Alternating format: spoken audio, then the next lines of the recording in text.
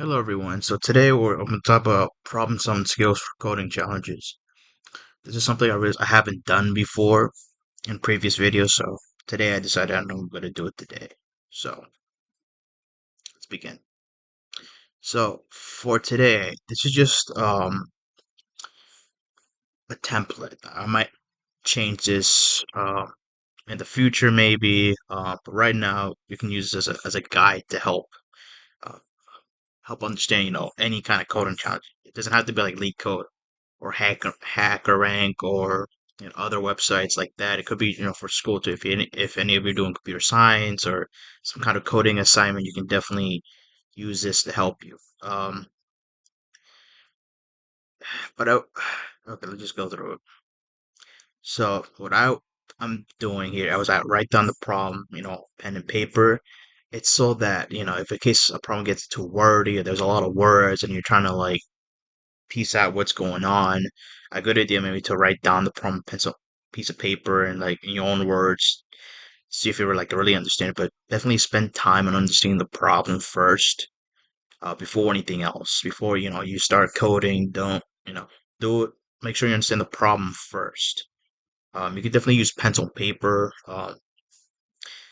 I've been doing that a lot lately, which is to me was find really helpful. You don't have to if you don't want to, but it's something if in case you get lost, you can always go back to that technique, and it does help. It takes a little bit of time to get used to, thinking about the problem, how you're gonna break out the solution. Especially some of them can be tricky, and it just takes a practice. Another thing I wanted to mention here is the data structure here.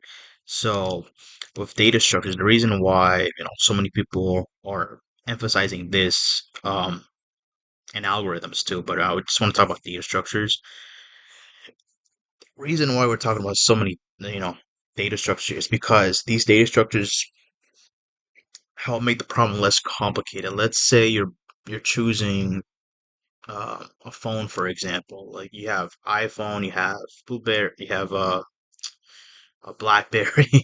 I don't know if anybody uses that anymore, but you got a Samsung phone and a flip phone, for example. Depending how you want to do it, right?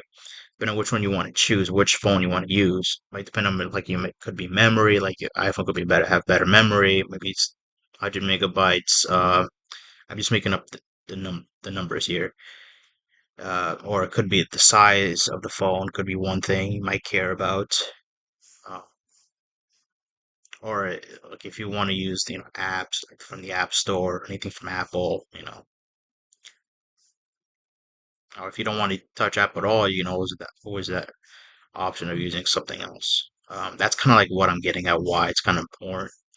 Um, so helps you make it. How do I explain?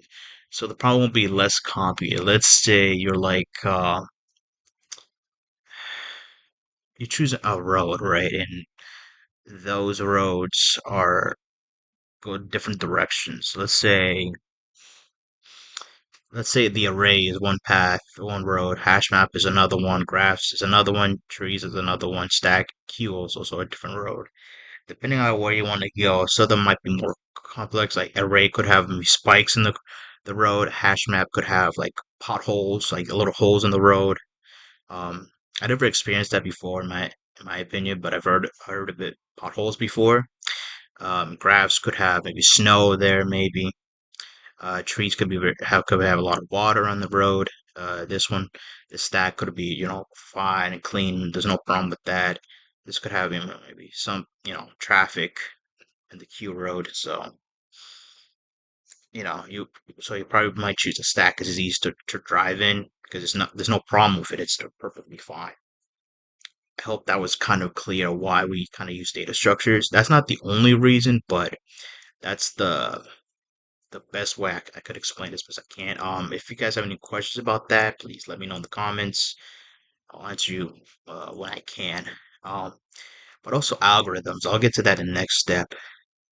So another thing a lot of people, emphasizes is this thing called Big O notation. I did explain this in a previous video. If not, please check it out.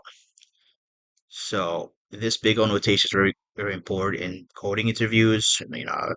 I've looked on YouTube a lot, and online too, been googling on how to get better in coding interviews. One thing a lot of people have been saying is the Big O notation is one thing. And so with this Big O notation, in my experience, what I learned from Big O is it kind of helps you figure out, okay, if you have a certain problem here, I'm going back to data structures here. So let's say you have a problem, a coding challenge, and for example, if you use an array, it's the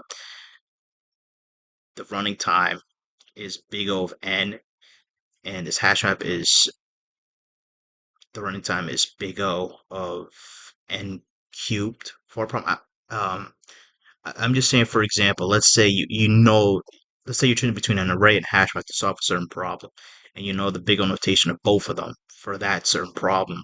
For the array, it would be O of 1, or O of n, sorry, and this hash map would be O of n cubed. And you're choosing, okay, which one should I use? Well, for big O notation, you kind of use the array one because it's big O of n. N is better than n cubed. Think of it like there's gonna be like it's kind of like a tower where it's like go from good to bad.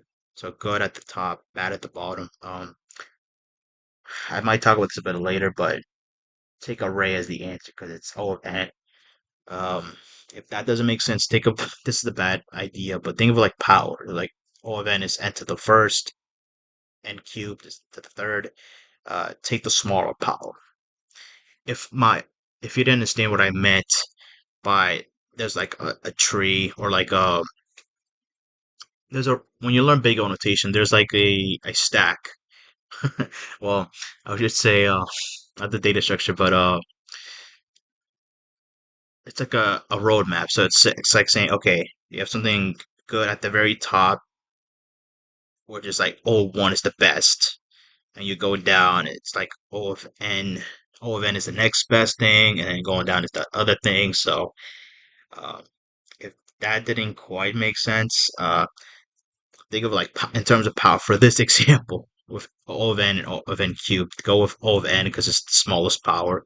That's a bad way to explain it, but I'm trying to make you understand why I'm choosing array instead of hash map if you didn't understand the big O notation.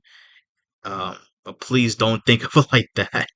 Uh, I'm just saying that to help you think which one is better, array or hash map, and I'm saying array is better because it's big O notation, so O of n. Uh, if I confuse you, I'm sorry. Let me know in the comments if you find that confusing. Or please check out the video before you go to when I talk about the big O. Please check the video beforehand. So, as I said, if you don't know it right now, that's okay because I didn't either when I first learned it. Uh, big O notation. It took me a little while to get used to it, and I'm still trying to get the hang of it. So it's no rush. It just takes a little bit more time to like really understand it.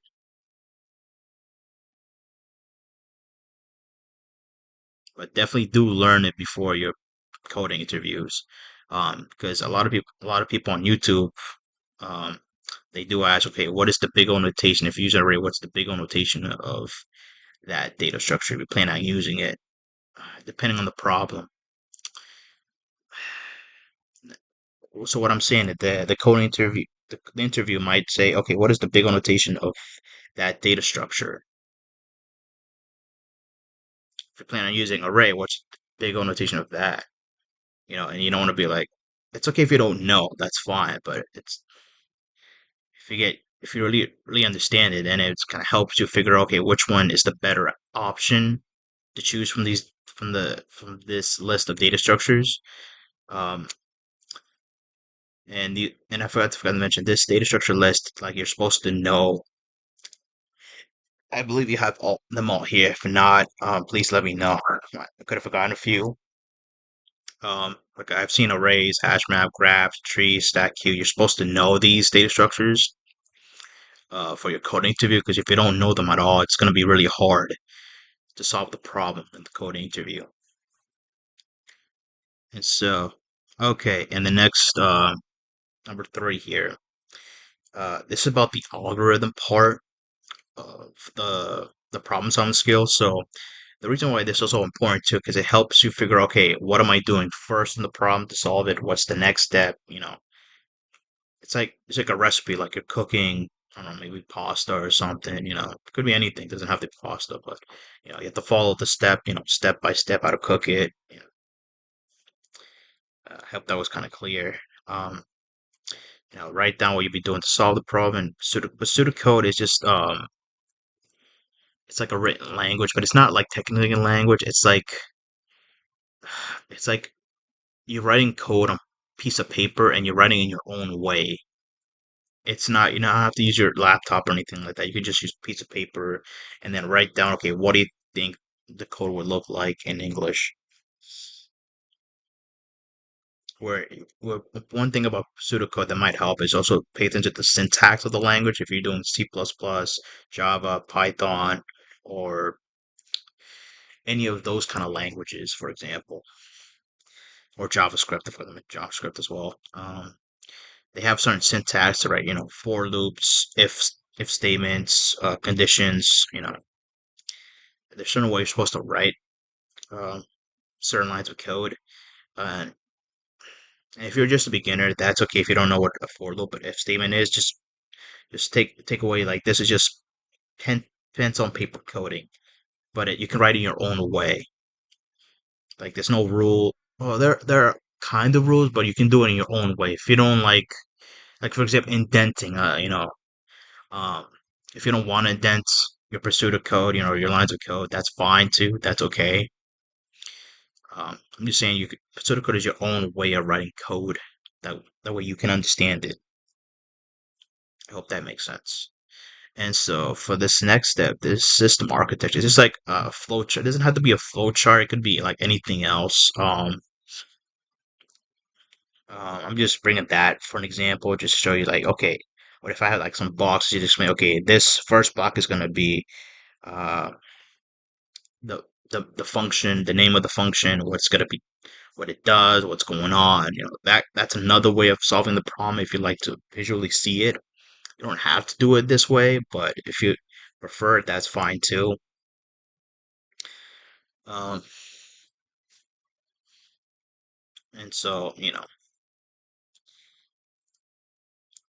and the next step is to make sure, in a sense, of solution 100%, because especially if you get lost in some problems, I know I do too. I don't know how to solve every single leak code problem. Um, but what I do I try to look at the solution, but I try to understand it and then I try it on my own. So once you go through a YouTube video of a certain problem in leak code or whatever, like, don't look at it, try to think about it, pencil paper, and try to see, okay, how did they come up with the solution? Like, step by step. What did they do first? What's the next step?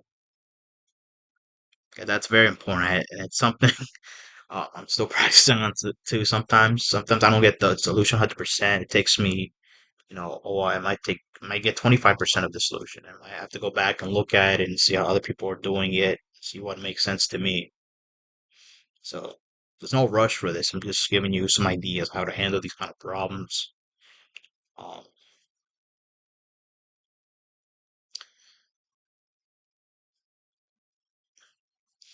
yeah, and that's about it so far.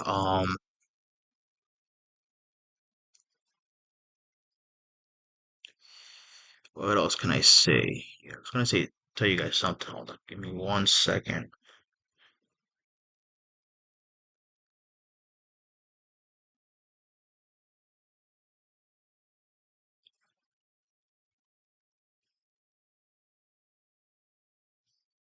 What I wanted to, oh, I wanted to say, like, I know sometimes for me, like, sometimes these problems, these like kind of coding challenges are kind of tough, like really understanding. I know sometimes it's frustrating, um, especially when you're trying to understand it and you have a coding interview coming up pretty soon. I'll say don't like stress about it. Just try your best. Um, like, try to take it piece by piece. Like, if you don't get the whole thing 100%, that's totally fine. If you get like at least 1%, that's something, you know. And just take it step by step. Go if you understand 1% one day and the next day you just understand 2%, that's fine too. Keep incrementing that way. That's okay as well.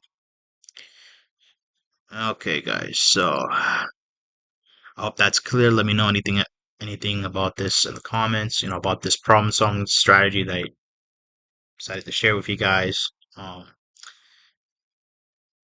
so have a great day, guys. Take care and stay tuned for more. Bye bye.